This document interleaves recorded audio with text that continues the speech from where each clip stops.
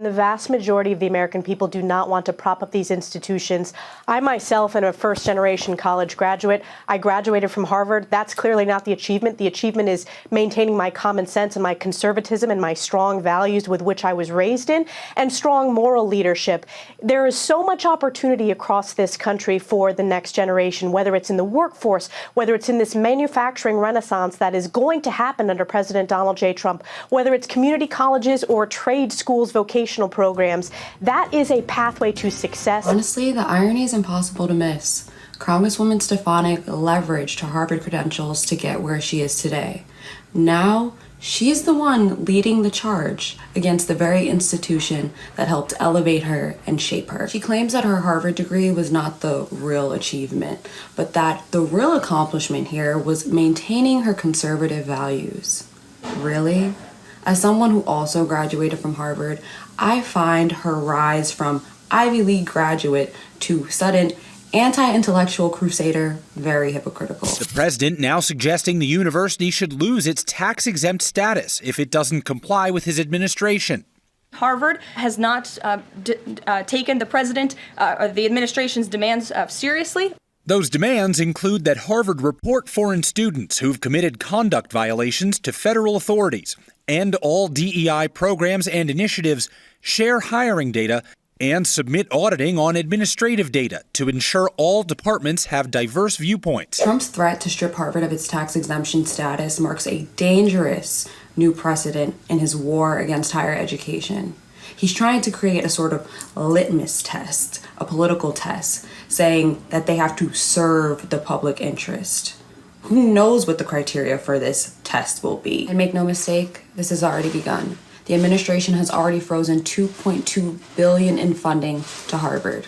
And now the Secretary of Education is eyeing other elitist schools with large endowments who don't play by their rules. The president has been quite clear they must follow federal law. He also wants to see Harvard apologize, and Harvard should apologize for the egregious anti-Semitism that took place on their college campus against Jewish American students. There were professors who said that he had engaged in discriminatory behavior against Jewish students. Of course, you had the former president of the university saying bullying and harassment depends on the context. You also had an encampment on Harvard Yard that we all saw play out before the cameras. The university failed to impose formal discipline on any students for this anti-Semitic conduct violations, including the occupation of a campus building and the disruption of classes with bullhorns. The president believes Harvard should apologize to its Jewish American students for allowing such egregious behavior. As for the tax-exempt status, I would defer you to the IRS for any updates. Talk about do as I say and not as I did. Congresswoman Stefanik wants you to go to trade school or no school at all, while she went to Harvard. And Press Secretary Caroline Leavitt says she just wants Harvard to apologize. The truth is, the current president of Harvard, Alum Garber, is actually Jewish himself and has instituted a number of reforms since last year, including amplified reporting mechanisms.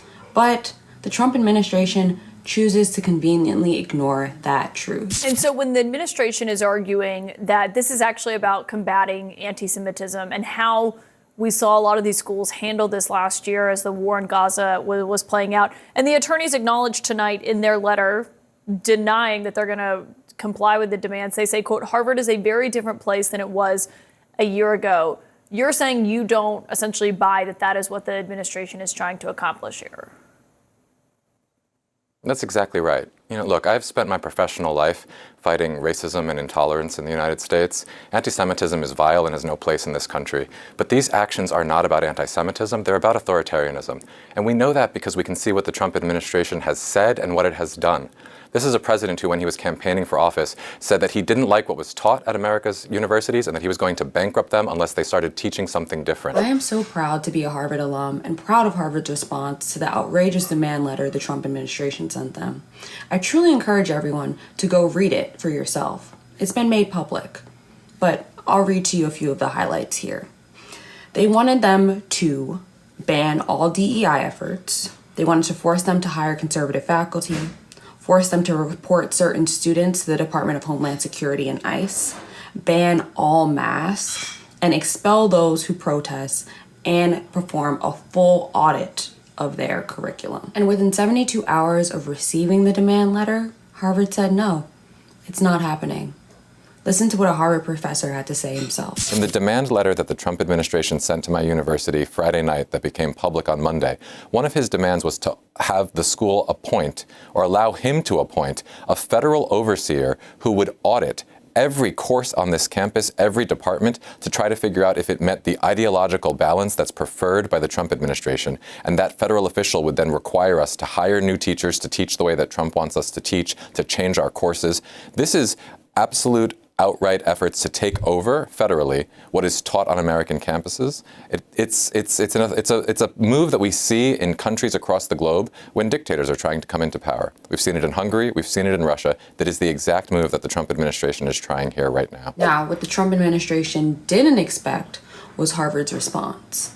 And I'm going to read you a letter from Alum Garber sent to myself, alumni, students, faculty, and others in the Harvard community.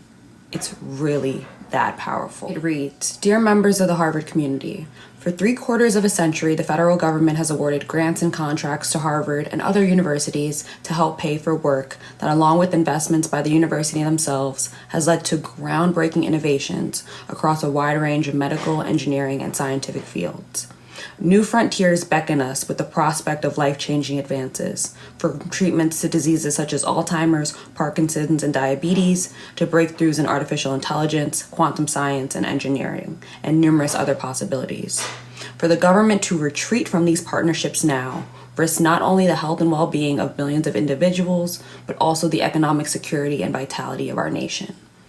Late Friday night, the administration issued an updated and expanded list of demands, warning that Harvard must comply if we intend to maintain our financial relationship with the federal government. The letter makes clear that the intention is not to work with us to address anti-Semitism in a cooperative and constructive manner.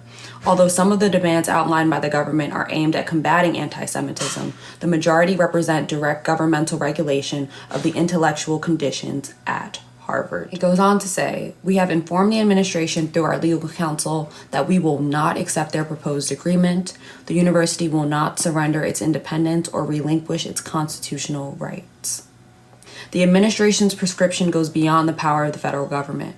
It violates Harvard's First Amendment rights and exceeds the statutory limits of the government's authority under Title VI. And it threatens our values as a private institution devoted to the pursuit, production, and dissemination of knowledge. This here is my favorite part. He says, "No government, regardless of which party is in power, should dictate what private universities can teach, whom they can admit, who they can hire, and which areas of study and inquiry they can pursue. Our motto, Veritas or Truth, guides us as we navigate the challenging path ahead. Seeking truth is a journey without end. It requires us to be open to new information, different perspectives, to subject our beliefs to ongoing scrutiny, and to be ready to change our minds. It compels us to take up the difficult work of acknowledging our flaws so that we might realize the full promise of the university, especially when that promise is threatened." Freedom of thought and inquiry, along with the government's longstanding commitment to respect and protect it, has enabled universities to contribute in vital ways to a free society and to healthier, more prosperous lives for people everywhere. All of us share a stake in safeguarding that freedom. We proceed now, as always, with the conviction that the fearless and unfettered pursuit of truth liberates humanity, and with faith in the enduring promise that America's colleges and universities hold for our country and our world. Sincerely, Alan M. Garber. This is the example that more institutions need to follow. And we know that it worked and got under Trump's skin, because just a few days later, they claimed that the letter, that demand letter, was sent in error, that it was a mistake. It should have never been sent to Harvard in the first place. The New York Times is reporting this morning that the letter emailed by the Trump administration to Harvard University with a list of demands was actually sent by mistake. The email was sent by Acting General Counsel of the Department of Health and Human Services, Sean Keaveney. White House officials say the list of demands was sent prematurely or was meant to only be circulated among the White House Antisemitism Task Force. This is how you deal with a bully. Not by giving in and caving in, but by standing up for yourself. Harvard has decided to sue the administration. Kudos to Harvard and all those who will follow its lead.